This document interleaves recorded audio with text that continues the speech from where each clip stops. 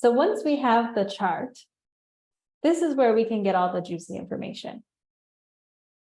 So you can see if we want to find the house, so specifically for my seasonal workshops or workbooks, we really want to see where the sun is transiting. So there's a couple ways to do this. Right now, it's the first day of Leo season. So we can pull up the transits by clicking on this little tab.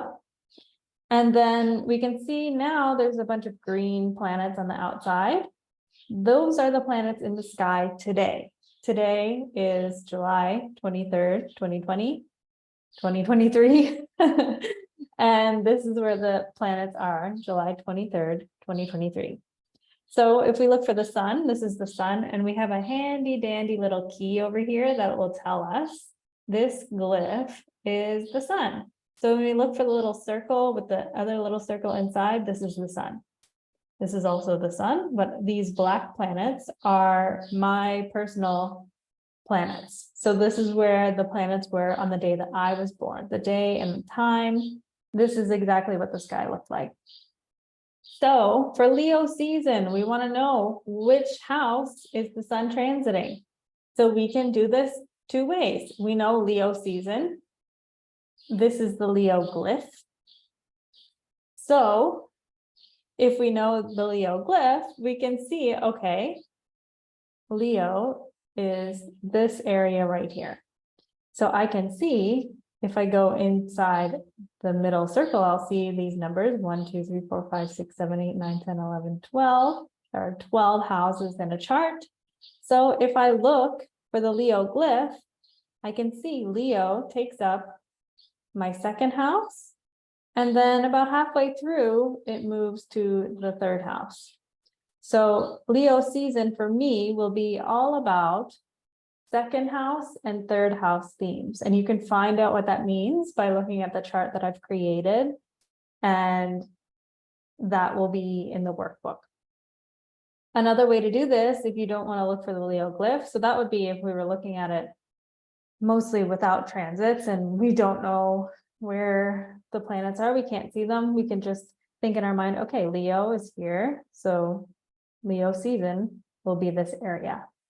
But if we click this little tab, we can see the sun is now here. And then we can just literally look for the sun. And then what house is that in? Number 2. And then every day that you come back, the transits will change. You can also update that yourself. Like if I go back, I can also, no, it's just literally going back. I can go to extended chart selections. And I can change the date. So if I wanted to look ahead or behind, I could change the date. So if I wanted to know what was going on or what will be going on November 23rd, 2023, I can show the chart with transits. And then we'll see November 23rd, 2023. Let's see if we can find the sun. Where's the sun? So we can see the sun stays in the same place in my natal chart. And then we look around, where is the sun? Ah, it's just moving into Sagittarius. So this is Sagittarius. And we can see the sun is right here. So we can also go ahead and behind in the dates as well.